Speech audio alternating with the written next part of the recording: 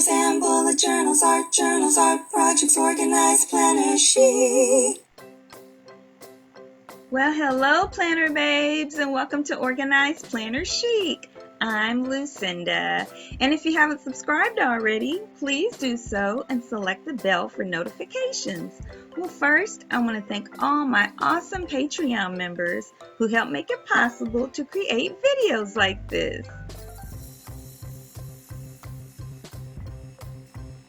Well, thank you guys so much. And if you're interested in supporting me on Patreon, just go to patreon.com/organizedplannerchic. Okay, you guys, to make these DIY planner charms, we are going to do some Shrinky Dinks a couple of different ways.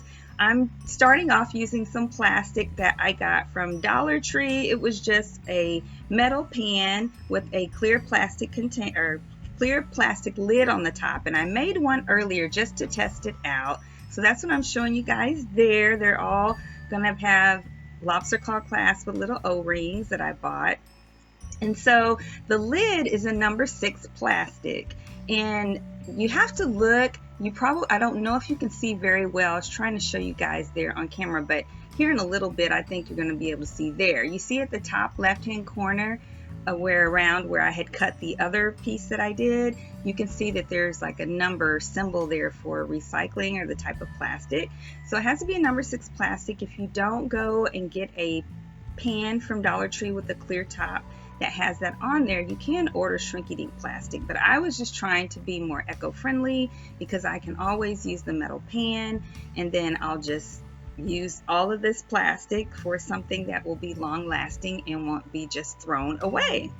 So on this number 6 plastic, whether you buy it or you repurpose something, and it won't work on other plastics, by the way. It won't shrink, it just melts. So you can use anything. You can use paint. I've seen pictures where people use colored pencils. I'm going to use some water-based markers here a little bit later, and you can use anything on here that provides color. In the future, I think I'm going to use some paint. And so I'm just drawing a simple flower, and you guys can see how I did that. Anyone can draw this flower. It's just a bunch of shapes. Circle with some dots, and then just some kind of, oblong shapes. And then I'm outlining it with black because I'm really not sure how it's going to turn out, since I'm not buying plastic that was specifically designed for Shrinky Dinks. I don't know if that makes a difference, or I don't really know how dark or how light or whatever the colors are going to turn out, how it's going to look. So I'm just really outlining to have some detail, and I know it's going to shrink, but I'm not exactly sure how much it's going to shrink. I just know it'll get a lot smaller. So this is just brand new. I don't even really remember doing Shrinky Dinks when I was little. Maybe I did. I just can't remember. And so I'm just doing some different basic shapes. So you saw me do the flower. I just did a heart, and I'm not penciling this stuff in first or anything at all. I'm just freehanding it. It's so easy. Whenever you do a line that's not quite the way you want it to be, you can just include that as a feature in what you're drawing. Plus we're coloring it in, so whatever line is not there that you don't want to be there, you can just color it over with the same color marker. I'm using Sharpies here, and this is another really simple flower that you can doodle. See, I'm just doing basically heart shapes, but the bottom is not coming to a point. It's just going around the center of the flower, and then I'm just darkening it a little bit. I didn't realize beforehand that I didn't need to darken it, because everything does. I found out in the end after I did the Shrinky Dinks that everything is darker, at least on this number 6 plastic that I'm repurposing.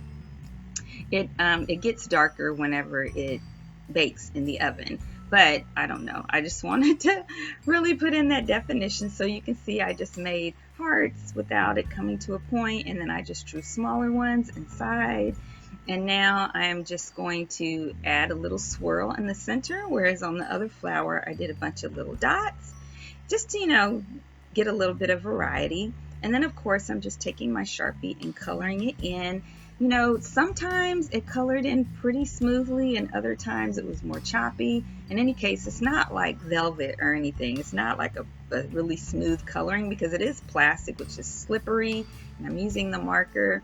And so I'm just using the marker in orange this time, same color as the center, which reminds me of school colors. I don't know why, but the orange and blue just reminded me thinking about school colors. So tell me in the comments below, what were your school colors for high school and college if you went to college? I'm doing a little leaf right now, by the way, you guys. So for me in high school, our colors were green and white, Edison eagles. So that kind of matched. I don't know why I think that matches because an eagle is not green. I think because the design of the eagle everywhere for our, you know, our mascot was always painted green. But yeah, so high school, we were the Edison Eagles. In college, I went for my bachelor's, I went to Oklahoma State University, and we were the Cowboys. And our actual mascot was Pistol Pete, or it still is Pistol Pete. There's actually another college in Ohio that has a Pistol Pete as well. He looks different, but we both have Pistol Petes.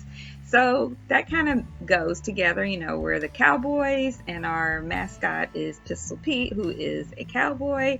So yeah, so tell me in the comments below. Now for my master's degree, I went to Southeastern Oklahoma State University. So it's a different school, but I really wasn't attached to all of that because all of my classes were at Tinker Air Force Base, where I worked. At night I had classes there, well, from like 4:30 to 10:30, and so I don't even remember who the mascot was for Southeastern Oklahoma State University. I don't even know, y'all. So anyway, yeah, that's just fun. So tell me in the comments below, high school, college, whatever, what was your mascot and the colors? I don't remember the colors actually the colors might have been blue and orange for Southeastern. That's so funny. Okay, so now I'm just doing a simple little tulip, you guys. And yes, these look giant, right? So when you look at it, you realize I was able to do 6 total Shrinky Dinks out of the top of this pan. Now you can actually do Shrinky Dinks on the sides as well. So I've saved those. I don't know what I'm going to do with that in the future because they'll have ridges. But yeah, so I was able to get 6 all together. Of course, they're bigger. You have to make them big because they're going to be a lot smaller. So in the end, I think they were about, no, I was going to say I think it's about 1/3 of the size, but I think it's smaller than, I think it was about 1/4, maybe about 1/4 of the size. Yeah, I would say that they're about 1/4 of the size of the originals. In my case anyway. And so you just want to cut them out. Now I left a little border around all of mine, and I went into the flower petals just a little bit. I didn't want to overwork myself because it's not that serious, right? But this plastic is so super thin, and I just like the idea of repurposing it for Shrinky Dinks because I don't know how much or whether or not they really actually recycle this plastic because it is so thin. But I also couldn't really find anything. I try to avoid plastic as much as possible, but whenever I do have something with plastic, I would look and try to find something with the number 6, and it was like almost everything was just a number 1. I couldn't find anything with the number 6. The only thing I found was this pan at Dollar Tree, which I found out about online. So yeah, so I don't know if I really want to order sheets for, you know, I don't know. It's not single-use plastic, so that's better for the environment at least, you know, because I'm using it for something. So of course I want to cut them all out, punch a hole in them because, and I almost forgot to punch holes in the last 3 because then I wouldn't have been able to make charms out of them. They would have been just little scatter pieces, which is cool and a great idea.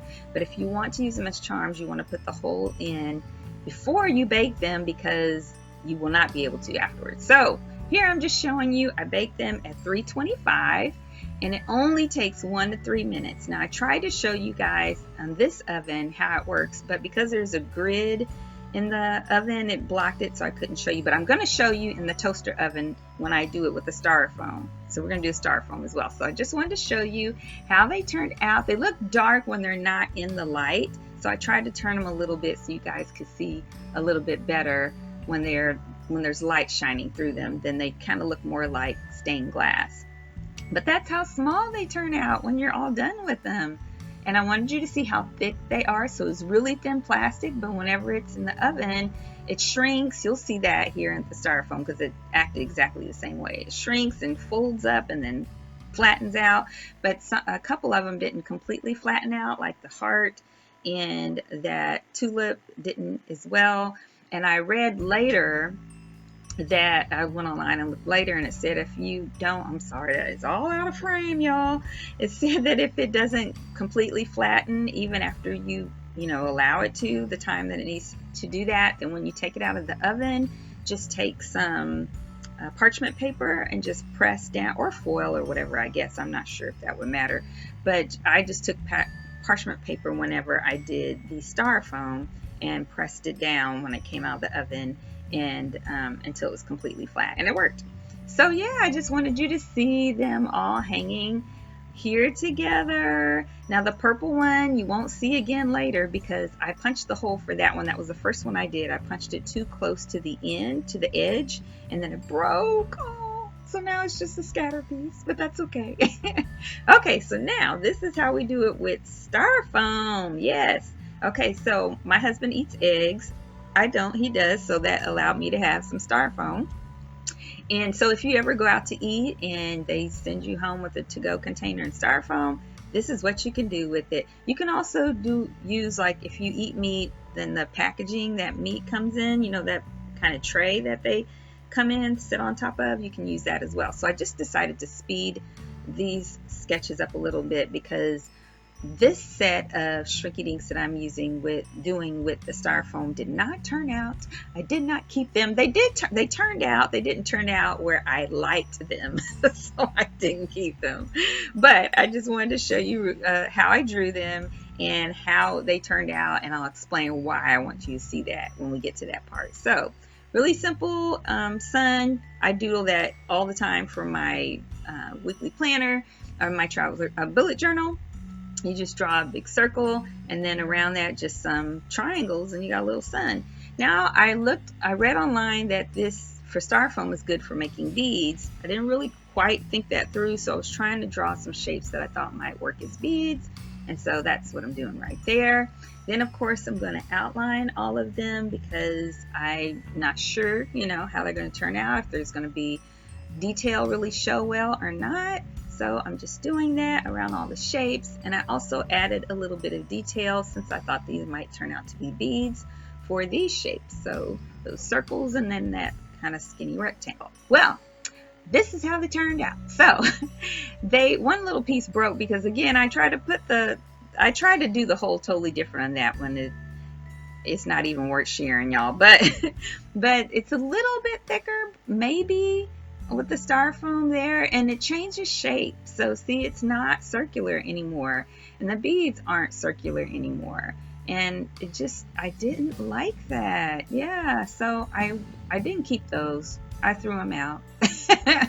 But that helped me think, okay, let me realize that when you do it with what is the styrofoam, that it's going to change shape. So what can I do? What can I draw or doodle that I think will still look cool if it changes shape? So first I thought, well, I didn't like the white. I didn't like how it looked. It just looked really cheap, and I don't know, I didn't like it.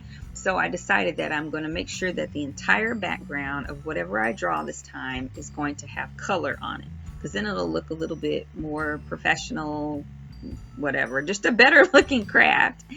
And then I decided that I would once I get it all colored and everything, that I would color the edges as well. I thought about coloring the back also, but I was like, well, you're still going to see the egg, you know, advertisement. So I was like, no, I think I'm going to make it a charm that's always flat so that no one ever looks at the egg part on the back.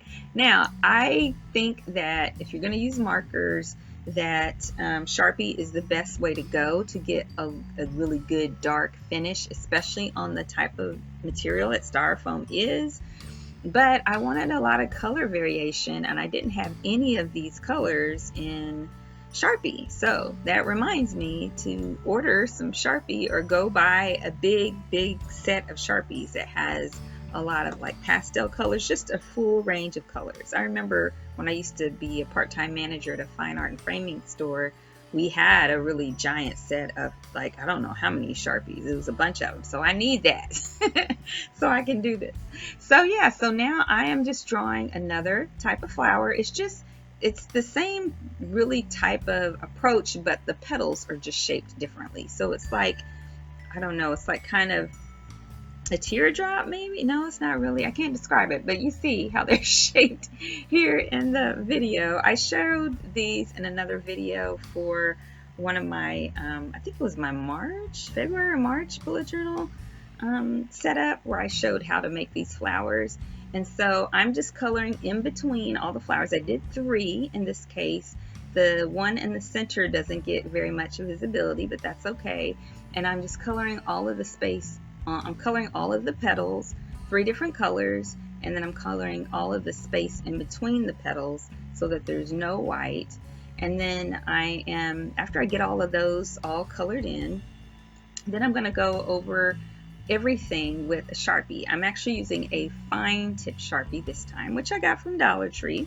And I'm doing a little teeny tiny petals around the center of the flowers. And then after I get all of those drawn, and I'm putting just little dots in the center for these, and then after I get all of those drawn, then I'm going to go around each petal. Now, because I'm using water-based pens, these Tombow dual brush pens, then, you know, they just kind of muddied. They didn't really stick, or I don't know how to say, they don't get absorbed. They're just kind of sort of sitting on. They didn't get my hand all wet though, or I didn't get ink all over my hand, but they're just kind of more so sitting on top of the styrofoam. Then I couldn't always for sure tell where a petal started and another ended. So then I had some extra lines, so I was like, hey, we'll just use that to help decorate the design for the petals. And then, so I just added the little, half triangle around all the petals there. And then I was like, okay, what do I want to define now? So then I just put a little squiggly line for veins sort of in the center. And then I'm just drawing the little things, I can never think of the words, that bees like to suck nectar out of. And so there it all is drawn. And now I'm just going to cut the edges. So, I took my ruler and marked so I could have a straight line and try to have a straight rectangle. And now I'm just cutting the extra white off the edges so that it will look like there's no white, like there was never any white around it. And I think it'll just look a lot cleaner. And then I'm going to take my pen and just color the edges so that we don't have any white anywhere. Yeah, and now I just need a hole punch. So this is just a Dollar Tree hole punch. You just want to be careful not to punch too far to the end. Yeah, and then we get to put them in the oven. Okay, now I'm using a toaster oven, and you can see how they change shape and curl, and that's so cool. And it only takes 1 to 3 minutes, you guys. That is it, and they are ready. So it shrinks as it changes shape, and it's just so cool to look at. And they look exactly the same with the plastic as well. So once it stops, you're supposed to wait until it looks like it's flat and then count 30 seconds. But it didn't get any flatter than this. So I took the parchment paper and I just pressed it down, and that's how it turned out. So of course the colors aren't as dark, which I like, but they are, I think they would have had more definition if I used maybe a Sharpie, or I don't know, color pencil. Who knows, y'all? But the right side is shaped weird, and I don't know why that is. So my O-rings were a little too small to go around and still hook a lobster claw clasp for the charm. So what I decided to do is just use some Dollar Tree skinny party ribbon. And then I'm just going to tie it. So I'm not going to tie it all the way up against the elastic. I basically left a loop so that it would look more like a charm and could move around. And then I tied a knot at the top of that loop. And then I'm just going to do a little shoestring bow around the top of the knot. I actually pulled way more ribbon than I needed to do this. And then after I get my knot looking like I think I want it to. Sometimes, you know, you have to twist that and turn it so it looks like you want it to. Then I'm going to actually cut the ends of the ribbon, and I was going to try to curl the ends, and it didn't look right. So yeah, that didn't work. Earlier I was gonna I tried to curl the longer ends before I even cut it at that point, but then it was just too many curly curls. So then this way I think it looks neater, and it looks like a cute little charm. Yeah. All right, you guys, so now it's time for a fashion show with each of the charms on different planners, traveler's notebooks, etc. that I've made. So this one I made in a previous video, this traveler's notebook, and then this is the leaf charm on that one. You go, girl. And this one I didn't make. This one is a Walmart one, but all of the stuff on it I made. So all of the accessories. So this one has one of the flowers, and then it has the heart hooked onto the traveler's notebook elastic that's holding one of the inserts inside. Yeah. So yes, girl, you look lovely. And then this one I just made in a previous video out of duct tape and a cardboard box that I repurposed, and it's got the little purple tulip, and at the bottom it's got the blue and orange flower. Yeah. And then back to that one that we just finished. That's the last one in our fashion show. And I think it turned out really nice. And I made all of these except for the pink one, but I made all of the accessories. Yeah. And so while I just lay them out for you guys one last time, I want to thank you so much for joining me today. You guys are awesome, and I really appreciate you. I want to let you know that I am on Instagram, if you're not aware, at Organized Planner Chic. So be sure and check me out there, and like this video and comment and share and subscribe if you haven't already. I also have 2 Facebook groups. The one for anyone around the world is called Organized Planner Chic Crew, and there we do giveaways, and we try to stay in touch just about every day with all different types of posts. And then the local group is called Phoenix Planner Friends for Christ, and we try to meet in person once a month and then, you know, post on Facebook. And then if you're interested in supporting me on Patreon, just go to patreon.com/organizedplannerchic. And until next time, everyone, happy planning!